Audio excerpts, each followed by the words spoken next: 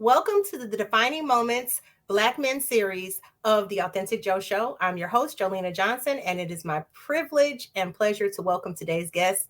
Oh, Sly, Eddie Sly. How are you today? Excellent, excellent, excellent. Well, good. I'm so glad you could be here. Thank you for taking time out of your schedule to do so. Hmm. Could you tell us a little about yourself, your occupation, and your background? A little bit about myself.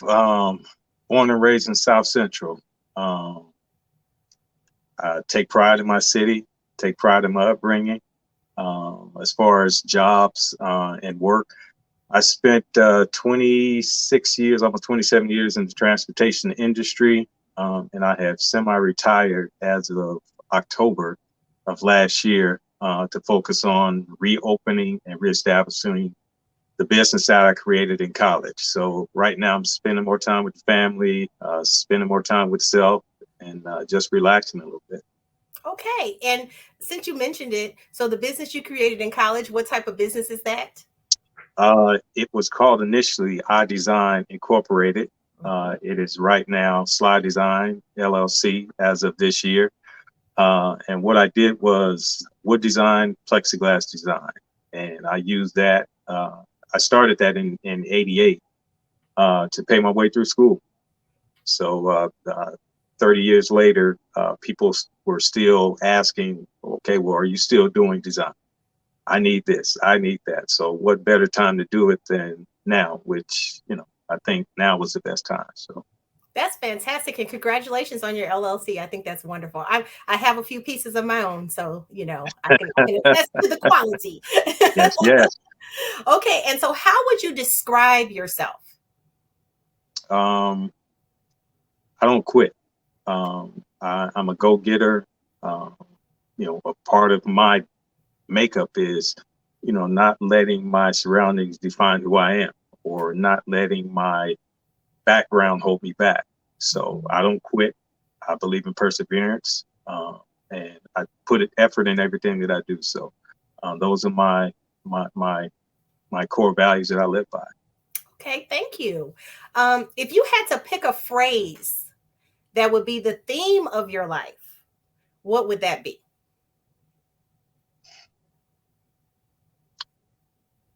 Perseverance, perseverance through all things. Mhm, mhm. Okay, thank you.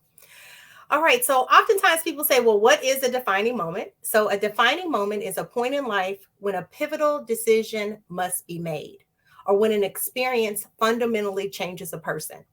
What defining moment would you be willing to share with us today? Um, there are so many. Um, I think it was my decision to change my environment and go to college, regardless of the odds and obstacles. Okay. So tell us about that. You mentioned you grew up in South Central. Where did Mhm. you go to college and what were some of the odds and the obstacles? I went to Cal State Northridge, and at that time, when it was time for me to go to college, I didn't have the money. So uh, a neighborhood gentleman, who shall be nameless, Okay. uh, he paid my first year to school, and he did that because he knew me from the neighborhood. I did some work for him in his business, uh, and but the one thing that stuck with me, he said, "I can get you there, but it's up to you to stay there and graduate."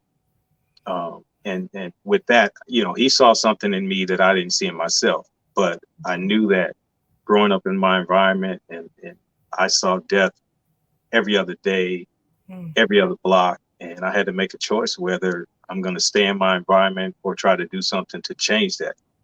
Uh, and when I started to apply to colleges, and luckily, I was able to get into 4 colleges, Mm. but I chose Cal State Northridge because in our neighborhood, they weren't pushing Black kids to venture off and go to, to leave the state, to leave the city. Mhm. Uh, so, I wish I would have gone to an HBCU, but that didn't happen. But luckily, I was able to get into Northridge, and uh, it started a never-ending journey of me going back to, perseverance, not quitting, um, tackle each obstacle with effort. Uh, it shaped the way it shaped the way that I am today. Okay, so I want to go back to a couple of things. So you grew up in South Central during the 80s. When did you're just a tad older than me, so don't feel bad. Just a tad. I'm But only 55 right now. only 55. Would you imagine that you would say that? Because back in the day, we're like 55, that's old. I will say, and I remember, and I still have it written down. Mhm. I didn't plan on seeing 25. Wow. So for me to see 55 going into 56 in March, um, that's a milestone for people that look like me and who grew up in my neighborhood and in my environment. Absolutely. And that's what I want to get to. So Hmm. can you tell what year did you graduate high school? 85. Okay. So when Eazy-E and all those guys, NWA and everything, they came out, that was around the time. Were you in, you were Yes. just, yeah, that was that Oh time. yeah. Yeah.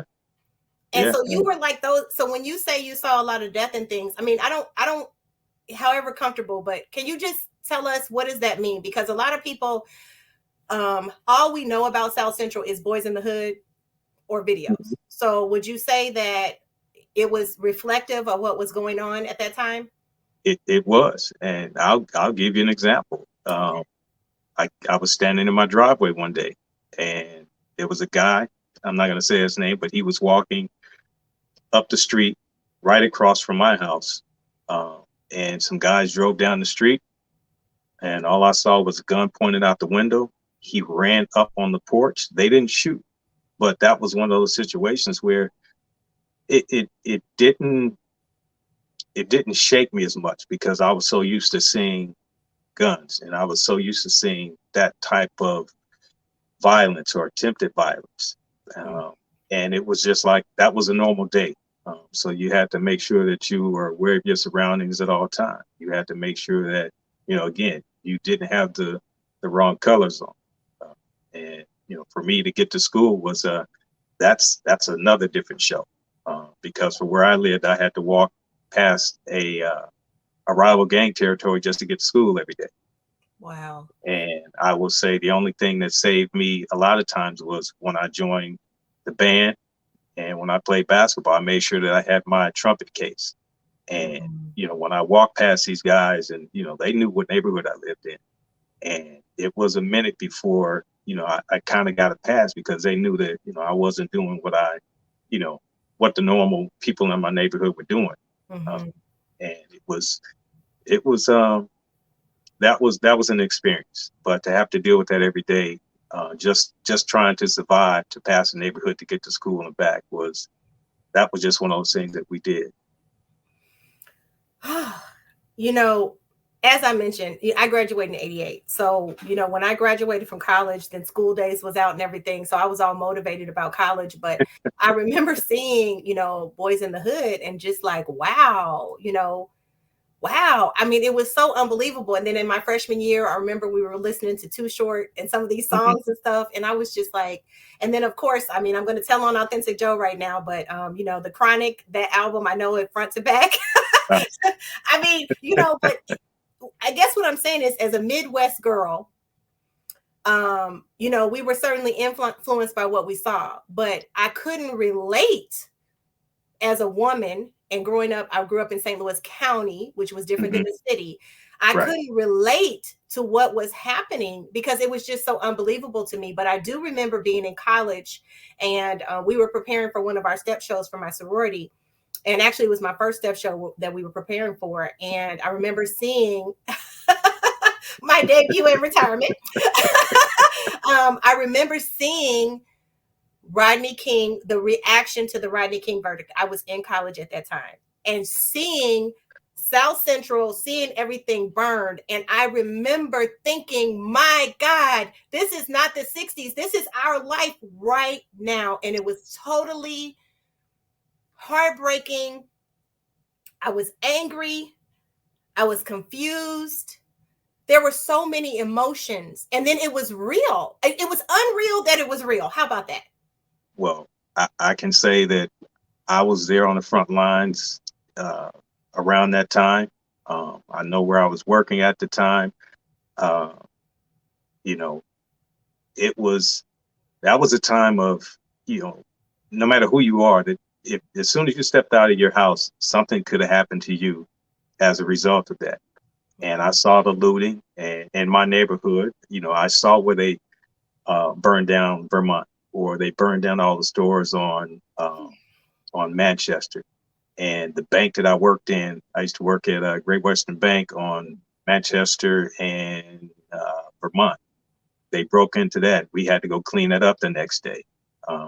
I saw uh, there was a policeman that got shot on La Brea and Arborvita, and it took them a while to get that car because the car ran into the self-storage right there. So all these little things are things that, it was one of those things where it was that was LA. That I can't put it any plain. That's as plain as I can put it. No matter what block you on or you were on, that there was something that was going on around that time, and we were all affected by it. Near where Rodney King got beat, I remember working at the UPS station out that way, and it was so. Yeah, Well, I'm sorry, I kind of took us in a, but it's just so important. It's so relevant, because I want to get back to the point about, so you had to travel to school and make it safely back and forth to high school. And then this man paid for your first year of college, which is absolutely remarkable, because like you said, he saw something in you. So did you just drive your car to Northridge? Because you're in Inglewood and then you go to Northridge. Now that's about 30 miles away, I think, or something like that. Nope. But how long is it? I was in South Central, so I hadn't moved to Inglewood yet.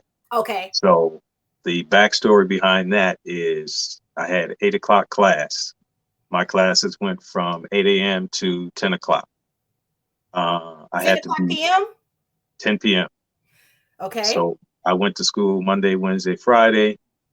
I had to be up at 1 a.m. No, up at 4 a.m. to be on a 5 o'clock bus. It was a 3-hour bus ride to school. I went to school all day.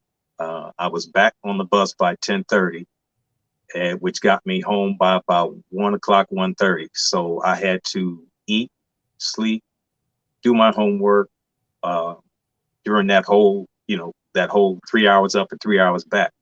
So I did that for a whole year. So it was, I had to catch the bus from LA, from South Central to downtown LA to the Valley. And there were so many times where, I think the normal person would have said, I can go out and get it. Yeah. But what stuck in my mind was the village that was behind me, the man that paid my year of school. And again, that it's up to, I can get you to school, but it's up to you to stay there and graduate. So for me to quit, or for me to backslide a little bit, that wasn't in me. And I had to take that to heart, where, I can't waste my time. I can't waste anybody else's time. And the effort that I had to put in, it just became second nature. So, if I can sleep 2 hours before I have to get up and get back to school, that's just what I had to do. I just had to try to manage my time as best I could to make sure that I could do it. And I didn't quit. And until my situations changed the following year, once I started to figure it out. So I leaned on my village a little bit more. Certain things came into play, and I was able to buy a $700 Volkswagen Bug to get me to school and back. So, but that's one of those things where, nowadays it's easy to take the easy route, but that harder route is the one that road less traveled is the one that people tend to stay away from. But I tried to take it head on because I owed it to myself. I owed it to my family. I owed it to the man that supported me and kind of shaped who I am today again. This is so inspiring. Wow. So how long did it take you to graduate? Was it 4 years, 5, 8? What was it? I jotted it down today. I started Northridge in '85. Okay. I didn't finish till '93, right before the Northridge earthquake. Wow. And the reason it took me that long was I didn't have any financial aid. I didn't have any, my family didn't have the money to send me to school. So I would have to drop out, work 3 jobs, earn enough money to pay for the following semester, then re-enroll, or I forgot how we had to do it, but I could drop out, earn money, go back to school. So I did that until I graduated. Wow. And I think, my aunt, she was always on me. She said, when are you going to graduate? You've been in school for this long. When are you going to graduate? So, at some point I was like, man, I got to get this finished. And it wasn't so much pressure, but it was more pride in me saying that I got to finish this. Again, somebody paid my first year to school, and I could not default on that promise that I was going to finish doing what I was supposed to do. And regardless of whether I had the money, I had the transportation, I had the lodging, even when times got hard, I remember not having money and having to take a sock full of rolled up quarters, dimes, nickels, and pennies to the gas station just to put money in my car just to get to school. When, that was just the things that I had to do just to be able to survive and go to school. So. That's amazing. That story is so rich. Wow. And then you started your business, and that helped you to pay some of your way. It's funny, when I was in school, I had Joe's Corner Crafts and I painted crafts, and I did Nefertiti's, and I did all this stuff. That was when we were into all the art. And so people were buying them, and it was great. Then people wanted to take orders. Then I didn't like it. Like when I could just paint, sitting there in front of the TV and just be creative and sell it, it felt good. But that put me through a semester of school. And then I sold Mary Kay for a semester, and that helped me as well. So I think it is important if you can, and these days it's a little different, side hustles and everything, but I think it is important to be creative and to help us succeed. So I really admire your tenacity, your perseverance. If you were to give advice to young men or younger men today, I don't want to get into it because I'm very upset about the situation in Memphis. Okay. And things like what happened with you in South Central are still going on in neighborhoods today. So what are 3 pieces of advice you would give a young man in today's world, a young Black man? One would be, don't let your surroundings define you. 2, you got to trust and believe in yourself. And 3, you're not alone in the situation. So trust your village. I wouldn't be here today. And I can just, one aspect of my upbringing was my surrogate fathers in the neighborhood. I'll just say Mr. Shepherd, Mr. Hill, Mr. Sanders, Mr. Williams, Mr. Bailey, Mr. Poole, my dad, my close friends, Eric, Rod, and Andre, my village. And that's just the men and the men in my life at that time that were instrumental. I can list off the women that were instrumental as well, but that goes into the village that you have and that you have to trust and believe in, because they will see something in you that you don't see in yourself, because you tell yourself, I know myself better than anybody, but that's not always the case. Look at the people, or trust in the people that look at you on a daily basis, and just have conversations with them, and they will give you some great advice, but you have to be open to receive that. Thank you for that. Because one of the reasons I wanted to do defining moments is because we don't have neighbors like we used to have back in the when we were growing up. We don't have those uncles or those men who are fixing on the bicycles or showing us how to do certain things. And my vision was that I know some amazing men, and I would like you all to share this wisdom. And I mean, I'm just so touched because if someone listens to what you're saying, it can really help them. And one of the key things I've heard throughout this is men open up. You got to talk. You got to communicate. Yeah. Because it seems like it's not an easy thing to do. I think that you're 100% right. And as I got older with my friends, we have this thing called For the Good of the Order. And it's the core group of us. And we may get together on a Friday. And if we got to cry, laugh, yell, whatever, there's no judgment. But there are things that we as Black men have to get off our chest. Mm-hmm. And that stigma of holding things in all the time we know it's not healthy. But that's the era that we grew up in. Mm-hmm. And, later in my life, I said, okay, yeah, these are the guys that I trust. Mm-hmm. So I'm willing to share certain things, the emotional side, all of that encompasses us that we tend to hold dear in our heart. Mm-hmm. But the youth of today, I think, and I've had conversations with young men that are not my own. And I try to pay it forward for the things that the men did for me. Mm-hmm. I'm trying to pay that forward because I'm just a listening ear. And if they can get something off their chest, or they can bounce something off me or anybody, just the young people being willing to sit down and listen and receive this information as best they can. Thank you for that. I'm going to start calling you Uncle Sly. It's kind of funny you say that. So in my 27 years of operations, I've been HR, I've been the big brother, the counselor, the cousin, the manager, the supervisor, the boss. And it's because I got 3 core things that I always use: communication, compromise, mutual respect. And regardless of whether you're 8 or 80, using communication, compromise, and mutual respect, I've been able to communicate openly in the workplace. And, the relationships that you develop with, whether it's your family, your coworkers, whoever, I've been the guy that they kind of come to, if you're having problems at home, okay, well, let's sit and talk about it. Let's go take a walk in, because you have to get it out. Yes. And again, those are those things that we didn't used to do growing up in the 80s, early 90s. But now it's more, it's needed more and more on a daily basis. So I'm going to stick to that person that I was back then. I'm gonna be available if my friends need to talk, no matter who it is, no matter what the situation is. So.